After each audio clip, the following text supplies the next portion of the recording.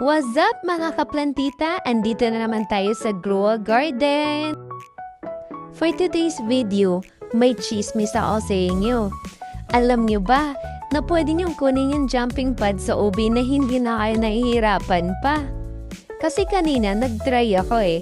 Ang hirap pala, di kasi ako magaling sa ubi. Kaya naisip ko, may hanit akal pala akong malaki. Bakit kaya hindi ko gamitin yun? Aba, gumana yung 1 trillion brain cells ko. So yun na nga, ang ginawa ko, trinowel ko yung malaking honeysuckle ko. Tinapat ko yung pinakamahaba dun malapit sa gear shop. Tas yun, kasi dun kasi yung pinakamalapit na finish line. Kaya later on, makikita nyo kung paano ginawa yun.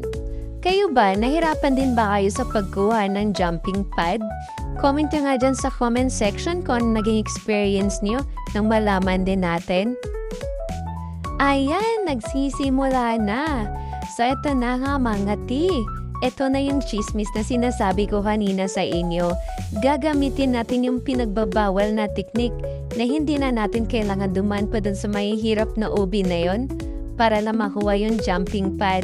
Eto lang, gagamitin natin yung mga giant plant natin. Itapat nyo lang dun at boom! Wala! Shortcut! O diba? Ang bilis ko. Ayan, malapit lang ako dyan eh. Ayan o, diba? Mabilis lang yan. O, talon, talon!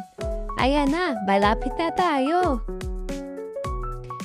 Nakikita ko na. Ayun, nakikita ko na. Ayan na, malapit na. O, diba?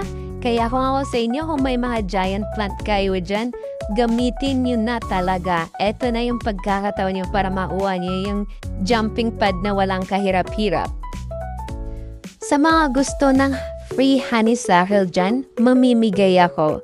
Just comment your user ID, subscribe, like, and share. Baka isa ka sa swertehin.